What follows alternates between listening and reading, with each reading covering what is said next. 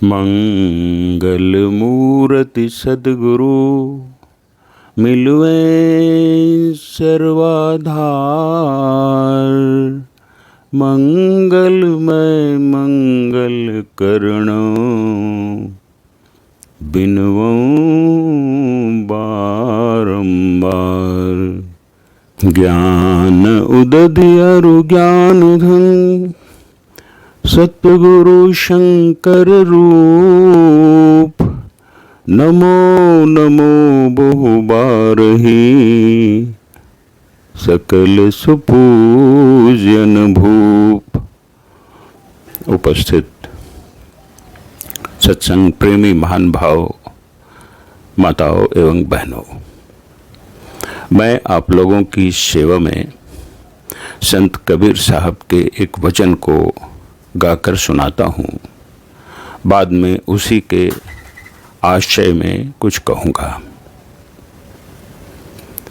मैं तो आन पड़ी चोरन के नगर, सत्संग बिना जिया तरसे। मैं तो आन पड़ी चोरन के नगर, सत्संग बिना जिया तरसे।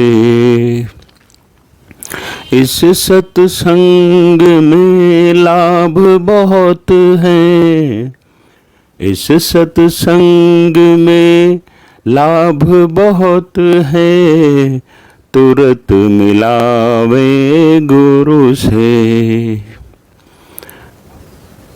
मूर्ख जन कोई सार न जाने, सत्संग में अमृत बरसे।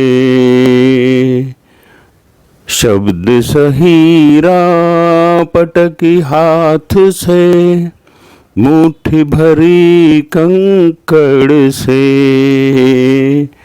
कहे कबीर सुनो भाई साधो, कहे कबीर सुनो भाई साधो, सूरत करो वही घर से। मैं तो आन पड़ी चोरन के नगर, सत्संग बिना जिया तरसे। संत कबीर साहब कहते हैं कि मैं चोर के नगर में आ गया हूँ, इसलिए सत्संग के बिना जी तरसता है। मैं से तात्पर्य शरीर से नहीं है। मैं क्या हूँ यह जानना चाहिए, यह बहुत आवश्यक बात है। स्वामी दयानंद जी महाराज अपने गुरु स्वामी विरजानंद जी के पास गए तो उन्होंने पूछा कि तुम कौन हो। इन्होंने कहा कि यही तो जानने के लिए आया हूँ कि मैं कौन हूँ। दक्षिणी भारत में एक षट शास्त्री छहों शास्त्रों को जानने वाले थे। उनका नाम था बजरंग भट्ट। एक दिन वे भोजन करने के लिए बैठे तो सब्जी में नमक नहीं था। उन्होंने अपने पत्नी से कहा कि अरे आज नमक देना भूल गई। वह कहने लगे कि आप 60 वर्ष के हो गए और अब तक जी का चटोरापन नहीं गया। अब भी तो कम से कम अपने को संयम में रखिए। बजरंग भट्ट ने बड़ी नम्रता से कहा कि देवी, तुमने मेरी आंख की पट्टी खोल दी। अच्छा, अब मैं संयम के लिए ही जाता हूँ। उन्होंने सोचा कि आत्मज्ञान प्राप्त करूं, जिससे परम कल्याण होता है। सोचने लगे कि इसके लिए क्या करूं, सन्यासी हो जाऊं या गृहस्थ ही बनकर रहूं। गृहस्थ बनकर रहता हूं तो ये जो पारिवारिक उलझन है नहीं छूटेंगी, और सन्यासी बन जाता हूं तब भी परेशानी बनी रहेगी। अंत में उन्होंने इस्लाम धर्म को कबूल कर लिया, लेकिन इसके बाद भी उनके मन में शांति नहीं आई, बल्कि अशांति और बढ़ गई। वे गंगा के किनारे आकर बहुत बिलख बिलख कर रोने लगे। ब्राह्मणों को दया आई तो फिर उनको शुद्ध कराकर अपने वैदिक धर्म में मिला लिया। जब वे मुसलमान बन गए थे तो उसका नाम पड़ गया था बहरे खां। पर अब मुसलमान से जब वैदिक हो गए तो मुसलमान सब कहने लगे कि तुमने हमारे बहरे खां को वैदिक क्यों बना लिया। ब्राह्मणों ने कहा कि पहले गलती तो तुम्ही ने की है, बजरंग भट्ट को तुमने बहरे खां बनाया था। अब ये सोचने लगे कि मैं बहरे खां हूं या बजरंग भट्ट हूं, मैं क्या हूं। अब इसी फेरे में घूमने लगे तो घूमते घूमते एक बड़े शुद्ध महात्मा नागनाथ के पास गए। वे उस समय जीते जी समाधि लेने के लिए जा रहे थे। इन्होंने सोचा कि यहीं उत्तर मिलेगा। उनके पास जाकर कहा कि महाराज मैं कौन हूं। उन्होंने अपने दंड से इन्हें दे मारा तो ये मर गए। उन्होंने अपने शिष्यों से कहा इनके शरीर को कूटो, तो उन लोगों ने कूटकर उनको एक लोंदे की तरह बना दिया। फिर उसे आग में डाल दिया, जलकर खाक हो गया। फिर उसकी तरफ सिद्धनाथ नागनाथ जब देखते हैं तो उस राख में प्राण का संचार हो गया। फिर बजरंग भट्ट खड़े हो गए तो ये पूछते हैं कि तुम कौन हो। अब बजरंग भट्ट तो चुप हैं। तब उसके माथे पर हाथ रखा और उनको सिद्धांत का बोध कराया। अब इसमें उनको क्या बोध हुआ। शरीर मर गया, शरीर छूट गया, शरीर जल गया, सब कुछ होने के बाद भी कुछ था जो न मरा, न कूटा गया, न जला। जो रह गया वही है प्राण, चेतन आत्मा। उपनिषद में एक कथा है कि दैत्यों के राजा विरोचन और देवताओं के राजा इंद्र, ये दोनों मिलकर गए ब्रह्मा जी के पास और पूछा कि मैं क्या हूं। तो ब्रह्मा जी ने कहा कि तुम लोगों का जो प्रश्न है गहन प्रश्न है, इसको समझने के लिए मेधा शक्ति चाहिए। इसलिए जाओ और ब्रह्मचर्य का पालन करो, 30 वर्ष के बाद आना। 30 वर्ष ब्रह्मचर्य पालन के बाद जब दोनों गए तो उन्होंने कहा कि अपने अपने वस्त्राभूषण को पहनो। दोनों ने पहन लिया। तब कहा कि पानी में देखो अपना रूप। तो उन दोनों ने अपना अपना रूप पानी में देखा। ब्रह्मा ने कह दिया कि पानी में जो देख रहे हो वही तुम हो, अर्थात वही है आत्मा, जाओ। दोनों वहां से चल दिए। विरोचन ने समझा कि इस शरीर की ही छाया तो पानी में थी, शरीर ही मैं हूं, इसलिए खूब खाओ पियो और मौज करो।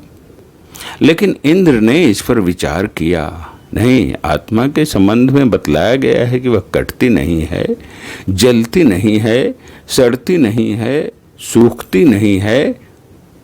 इसे बहुत तरह से समझाया गया है। शरीर के साथ यह बात घटती नहीं है, इसलिए यह जंचने योग्य नहीं है। वे फिर लौटकर ब्रह्मा जी के पास गए और जाकर कहा कि पितामह, आपने जो कहा उस पर तो मुझे संदेह है। उन्होंने कहा कि अवश्य ही संदेह की बात है, जाओ अभी और ब्रह्मचर्य का पालन करो। तो इस प्रकार 105 वर्ष तक ब्रह्मचर्य का पालन करा के तब उन्होंने बतलाया कि देखो, यह तुम्हारा शरीर जो है 5 तत्वों से बना हुआ है, मिट्टी, पानी, अग्नि, हवा और आकाश। ये 5 स्थूल तत्व हैं। रूप, रस, गंध, स्पर्श और शब्द, ये 5 सूक्ष्म तत्व हैं। इसके अंदर 5 कर्म की इंद्रियां हैं, हाथ, पैर, गुदा, लिंग और मुंह। 5 ज्ञान की इंद्रियां हैं, आंख, कान, नाक, जिह्वा और त्वचा। 4 अंतःकरण हैं, मन, बुद्धि, चित्त और अहंकार। प्रकृति, धृति और संघात, ये तीनों मिलकर 27 हो गए। इच्छा, द्वेष, सुख और दुख, 4 ये हुए। 27 और 4 31 हो गए। इन 31 के समुदाय रूप इस शरीर को क्षेत्र कहते हैं। क्षेत्र से तात्पर्य खेत। जिस तरह खेत में लोग बीज देते हैं तो उपजता है, जितना देते हैं उससे कई गुना अधिक उपजता है। उसी तरह यह शरीर जो है क्षेत्र है। इसमें कर्म का बीज देते हैं, जितना देते हैं उससे बहुत गुना ज़्यादा उपजता है। चाहे शुभ कर्म का बीज दीजिए, चाहे अशुभ कर्म का बीज दीजिए, शुभ कर्म का बीज बहुत गुना उपज कर आपको बहुत सुख देगा। अशुभ कर्म का बीज दीजिएगा तो वह बहुत गुना होकर उपजेगा और दुख देगा, बहुत दुख देगा। इसलिए संत महात्मा लोग कहते हैं कि कोई काम करो तो उसके संबंध में अच्छी तरह से सोच लो। इसका जो फल होगा वह फल हमारे लिए प्रिय होगा या अप्रिय होगा। अगर प्रिय है तब तो करने में कोई आपत्ति नहीं है। अगर प्रिय नहीं है, अप्रिय है, तो अप्रिय को क्यों करो? जिसका फल रो रो कर भोगना पड़े, ऐसे कर्म को क्यों करो? इस शरीर रूपी क्षेत्र में कर्म के बीज का फल कौन भोगता है? जो कहता है कि यह मेरा है। जिस खेत को आप कहते हैं कि हमारा खेत है, तो उस खेत की उपज को आप ही भोगते हैं। इसी तरह से जो कहता है कि मेरा शरीर है, मेरा हाथ है, मेरी आंखें हैं, यह मेरा मेरा कहने वाला जो है वही उसको भोगता है। वह इस शरीर से भिन्न है। इस तरह से समझाया तो संत महात्मा लोग कहते हैं कि ऐसा जो तुम हो, आन पड़ी चोरन के नगर, तुम अपने को देखो कि कहाँ हो। ये आंखें नहीं देखती हैं, ये कान नहीं सुनते हैं, नासिका को सुगंध दुर्गंध का ज्ञान नहीं होता है। अरे यह सारा ज्ञान हमें होता है जो इन शरीर के अंदर है। हम इस शरीर के अंदर हैं तभी आंख देखती है, कान सुनता है। जब हम शरीर में से निकल आते हैं तब आंख कान सब हैं, लेकिन इनसे कुछ नहीं होता है। मरने की बात तो दूर जाने दीजिए, जीते ही हैं, लेकिन गहरी नींद की हालत में चले गए, उस समय आंख देखती है, कान सुनता है, किसी भी इंद्रिय से कोई ज्ञान होता है? प्रत्यक्ष है। जब नींद आने लगती है तो मालूम पड़ता है कि शक्ति जो है भीतर की तरफ खींच रही है। सबको मालूम पड़ता है। हाथ पैर कमजोर पड़ रहे हैं, जितने अंग प्रत्यंग हैं सब के सब कमजोर पड़ते जा रहे हैं। आँख में देखने की शक्ति क्षीण होती जा रही है, कान में सुनने की शक्ति क्षीण होती जा रही है। कोई किस्सा कहानी सुना रहा है, हूँ कर रहे हैं और होते होते सुनना बंद हो गया। कान में ठेपी तो नहीं लग गई, सुनने वाला जो था वह वहाँ से हटकर भीतर चला गया। तो यह सारा जो ज्ञान है वह किसको होता है? हम जो शरीर के अंदर जीवात्मा हैं उसको सारा ज्ञान होता है। देखने का ज्ञान उसको है, सुनने का ज्ञान उसको है। जितने तरह का ज्ञान हम लोग करते हैं सारा ज्ञान जीवात्मा को होता है। संत महात्मा लोग कहते हैं कि तुम जीवात्मा इस शरीर के अंदर हो, तुम में तो देखने का ज्ञान है, देखने की शक्ति है, तुम देखो कि कहाँ हो। आखिर तो हो शरीर में, लेकिन शरीर में कहाँ हो? तुम जिसको देखना चाहते हो अपनी देखने की शक्ति को उसकी तरफ करते हो तो देख लेते हो। उसी तरह देखने की शक्ति को अपनी तरफ करो और देखो कि तुम कहाँ हो। तुम तो शरीर के अंदर हो, बाहर देखने के लिए आँख खोलकर देखते हो, भीतर में देखने के लिए आँख बंद करो और देखो भीतर में। हर एक जब आँख बंद करके देखता है तो अंधकार मालूम पड़ता है।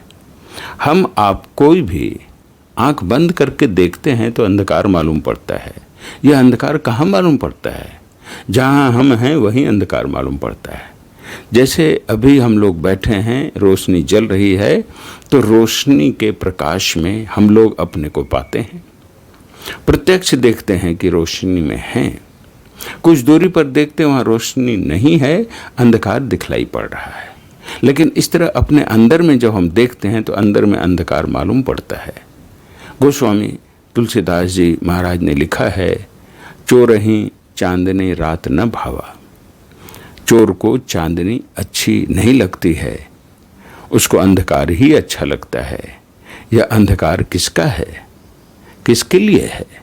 संत कबीर साहब कहते हैं कि चोर का अंधकार है ये आँख, कान, नाक, जीवा और चमड़ा, ये सब यहीं अंधकार के मंडल में हैं। अभी आप लोगों ने सुना था चरण दास जी महाराज की वाणी को, हमारे साथी ने गाकर सुनाया था। उसमें आया था 5 चोर।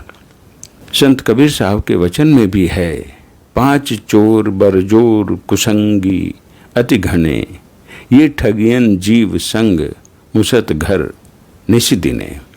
ये 5 चोर हैं, आँख, कान, नाक, जिह्वा और चमड़ा। इन ज्ञानेंद्रियों को चोर कहा गया है। ये चोरी करती हैं। आँख चोरी करती है, यानी जो हमें नहीं देखना चाहिए सो देखती है। लोगों की आंखें बचाकर देखती है। जो नहीं सुनना चाहिए सो सुनते हैं, यह कान की चोरी है। जो नहीं खाना चाहिए सो सब खाते हैं, यह जिह्वा की चोरी है। जो सब नहीं सूंघना चाहिए सो सब सूंघते हैं, यह नासिका की चोरी है। जो नहीं छूना चाहिए सो छूते हैं, ये चमड़े की चोरी है। तो यह चोर का नगर है। इस चोर के नगर में हम आ गए हैं, यह प्रत्यक्ष है। जब तक हम इस नगर में रहेंगे तो सत्य का संग नहीं होगा, असत्य के ही संग में रहेंगे। संसार में 5 ही तो चीजें हैं, रूप, रस, गंध, स्पर्श और शब्द। ये 5 चीजें ऐसी हैं जिनको हम अपने ज्ञानेंद्रियों से जानते हैं। इनके अलावा संसार में छठी कोई चीज नहीं है। ये 5 कैसे हैं हम प्रत्यक्ष देखते हैं। आज किसी तरह हैं तो कल किसी तरह, सभी बदलने वाले हैं। हमारा आपका शरीर बदलकर ही ऐसा हुआ है। जिस दिन यह पैदा हुआ था उस दिन ऐसा नहीं था। संसार में हर एक चीज को हम इसी तरह देखते हैं, सब में परिवर्तन देखते हैं। ये एक तरह से नहीं रहती है। एक तरह से जो नहीं रहे उसी को झूठा, असत्य कहते हैं। हाँ, एक तरह से जो रहे वह सत्य है। जब तक हम इस घेरे के अंदर हैं, इस नगर के अंदर हैं, तब तक हमको सत्य का संग नहीं, असत्य का ही संग होता रहेगा।